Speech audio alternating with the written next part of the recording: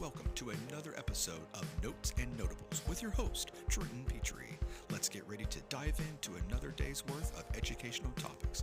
So come on in, take a seat, school is in session. 5, 4, 3, 2, 1, 0.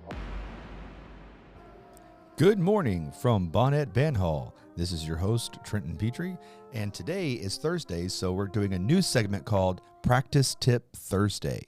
And today's tip, learning about how slower is faster.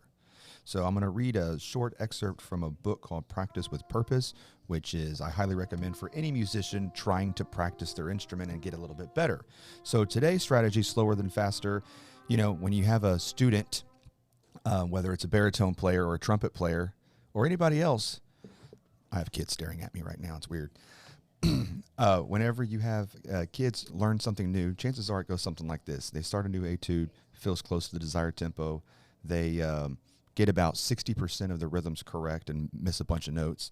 They go back and find a few tricky spots, maybe play them a slower or maybe not. And then they repeat the same thing until the next day. And nothing really gets better. They get frustrated, then they stop practicing. So here's the problem. During the 25 or 30% of the music where technical mistakes were made, the brain started to learn those sections incorrectly. When you return to those spots to work on them, you probably played the passage correctly a couple times and probably made a few mistakes too.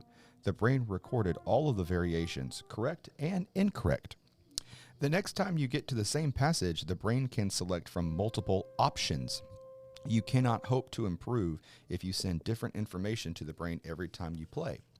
Instead, if you try the slower is faster strategy, each time you learn new music, find a tempo that allows you to play every note and rhythm accurately. A perfect technical performance on the very first try. This might seem a little painful at first, because probably you'll be going really slow, like quarter note equals 50.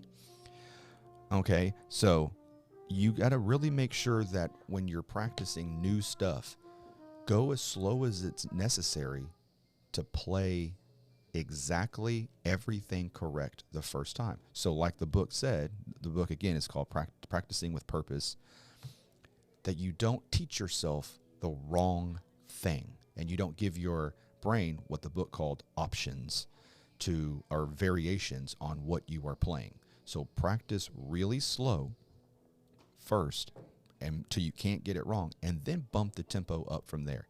Don't just start with speed, and go faster, faster, and faster until you can't do it, and then you get frustrated and you don't want to practice anymore. Join us next week as we have more practice tips on Thursday. See you. This has been another episode of Notes and Notables with your host, Trenton Petrie. Join us next time as we dive into another set of educational topics with a brand new guest. But until then, school's out.